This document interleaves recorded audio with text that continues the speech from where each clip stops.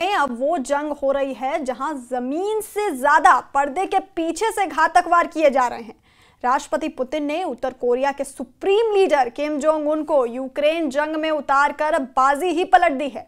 हम आपको दिखाने जा रहे हैं कि कैसे पुतिन के इशारे पर अब उत्तर कोरिया के supreme leader Kim Jong Un ने आत्मघाती हमले यूक्रेन और नाटो पर शुरू करवा दिए हैं।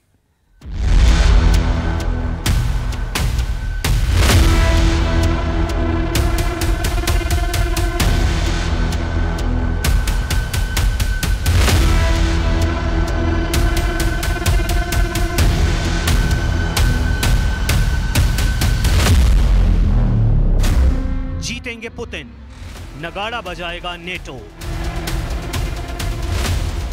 रूस यूक्रेन युद्ध में अब वो जंग हो रही है जहां जमीन से ज्यादा पर्दे के पीछे घातक वार किए जा रहे हैं। राष्ट्रपति पुतिन ने उत्तर कोरिया के supreme leader Kim Jong Un को यूक्रेन जंग में उतारकर बाजी ही पलट दी है।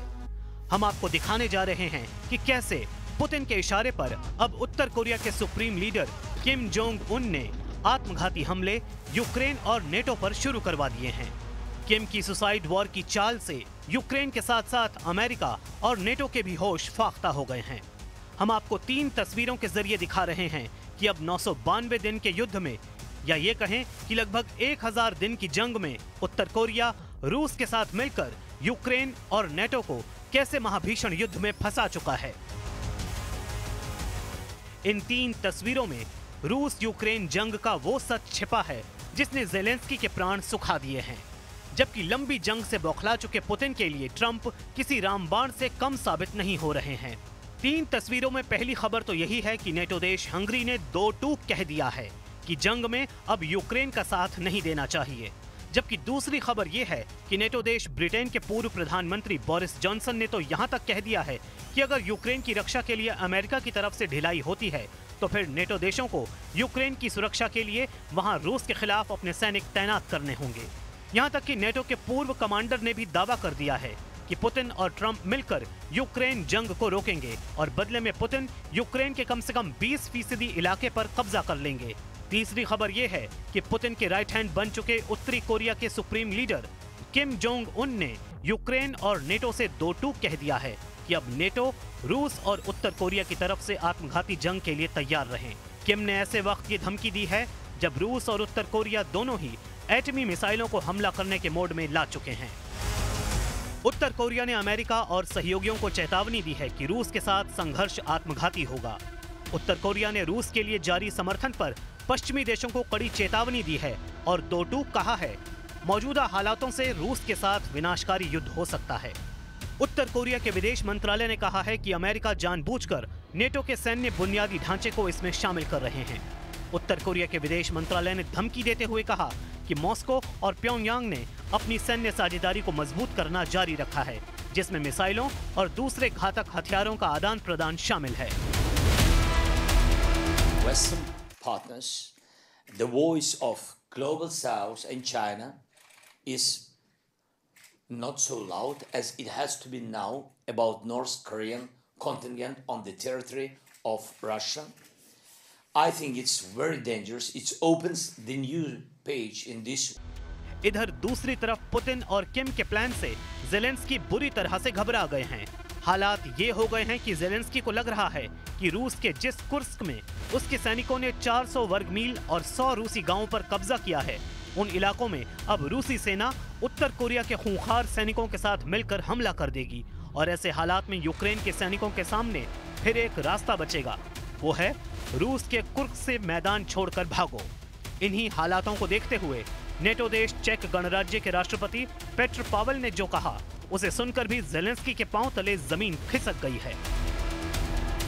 राष्ट्रपति पेट्र पावेल ने रूस यूक्रेन जंग पर बोलते हुए कहा कि नवनिर्वाचित राष्ट्रपति डोनाल्ड ट्रंप रूस और यूक्रेन के बीच लंबे समय से चल रहे युद्ध को रोक सकते हैं।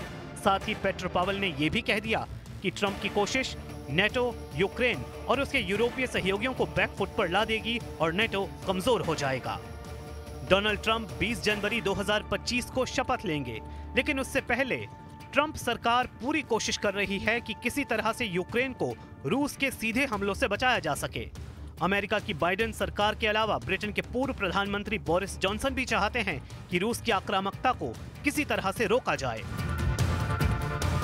रूस यूक्रेन जंग में ट्रंप की जबरदस्त एंट्री होने के बाद ब्रिटेन बुरी तरह से घबरा गया है। ब्रिटेन के पूर्व प्रधानमंत्री बोरिस जॉनसन ने कहा कि अगर नवनिर्वाचित राष्ट्रपति डोनाल्ड ट्रंप यूक्रेन के लिए अमेरिकी फंडिंग या सैन्य सहायता या समर्थन कम कर देते हैं तो ब्रिटेन को यूक्रेन में सेना भेजने की आवश्यकता हो सकती है।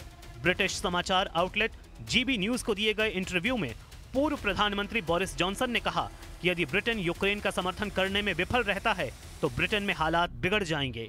यूरोपीय सुरक्षा के लिए खतरा चरम पर पहुंच सकता है। जॉनसन ने यह भी चेतावनी दी है कि अगर ट्रंप यूक्रेन की सहायता में कटौती करते हैं तो अमेरिका द्वारा प्रदान की गई सेना के स्थान पर नेटो देशों की सेना भेजना बेहतर विकल्प होगा। यानी नेटो देश ब्रिटेन को एहसास हो चुका है कि अब अमेरिका के अलावा बाकी नेटो देशों को रूस के खिलाफ मोर्चा खोलना पड़ेगा, वरना सब बर्बाद हो जाएगा। As well, this added element now of DPRK, North Korean forces, injected into the battle, and now quite literally in combat, which demands and will get a firm response. मौजूदा हालात में दावे किए जा रहे हैं कि रूस यूक्रेन के कुल भूभाग के 20% इलाकों पर पूरी तरह से कब्जा कर चुका है, या कहें कि पुतिन ने यूक्रेन के 20% इलाके को जीत लिया है, जबकि ज़ेलेंस्की को अब फिक्र है कि पुतिन से यूक्रेन के बचे हुए 80% इलाके को कैसे बचाया जाए। ज़ेलेंस्की और नेटो के लिए अमेरिका के नवनिर्वाचित राष्ट्रपति डोनाल्ड ट्रंप इस वक्त किसी यमराज से कम नहीं हैं।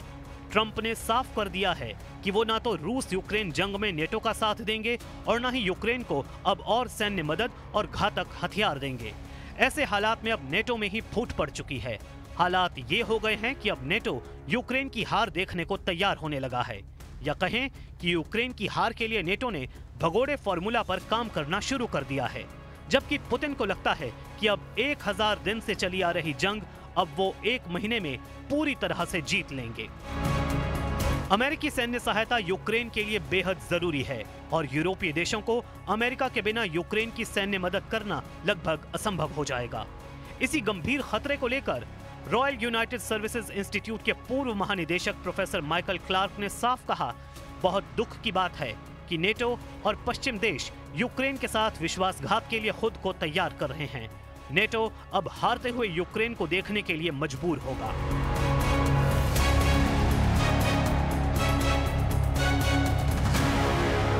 वहीं दूसरी तरफ ये भी खबर है कि उत्तर कोरिया के कम से कम 3 जनरल इस वक्त रूस के पूर्वी इलाके में पहुंच चुके हैं।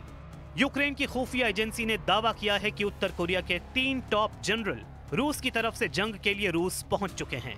यूक्रेन की रक्षा खुफिया एजेंसी ने टेलीग्राम पर बयान देते हुए कहा कि उत्तर कोरिया के 3 जनरल और 500 अफसर रूस पहुंच चुके हैं या फिर पहुंचने वाले हैं। वहीं उत्तर कोरिया के कट्टर दुश्मन दक्षिण कोरिया की खुफिया एजेंसी का दावा है कि रूस में 12,000 उत्तर कोरियाई सैनिक पहुंच चुके हैं। वहीं अमेरिका और पश्चिमी देशों का अनुमान है कि रूस में कम से कम 3,000 उत्तर कोरियाई सैनिक पहुंच चुके हैं। जापान के क्योडो न्यूज ने भी दावा किया है कि उसे यूक्रेनी सैन्य खुफिया इकाई से पता चला है कि लगभग 2,000 उत्तर कोरियाई सैनिक यूक्रेनी सीमा के पास पश्चिमी रूस में तैनात किए जा चुके हैं। Припинення вогню, коли немає далі гарантій безпеки для України, зрозуміло, в які віримо ми реально, не просто риторичні якісь гарантії безпеки, а ми реально в них віримо, бо вони такі існують. Так ось це припинення вогню, підготовка до продовження окупації України і руйнації нашої незалежності і суверенітету. Ось що таке сьогодні сісфаєр. कुल मिलाकर हालात ये हो गए हैं कि अब ज़ेलेंस्की का यूक्रेन चारों तरफ से घिर चुका है।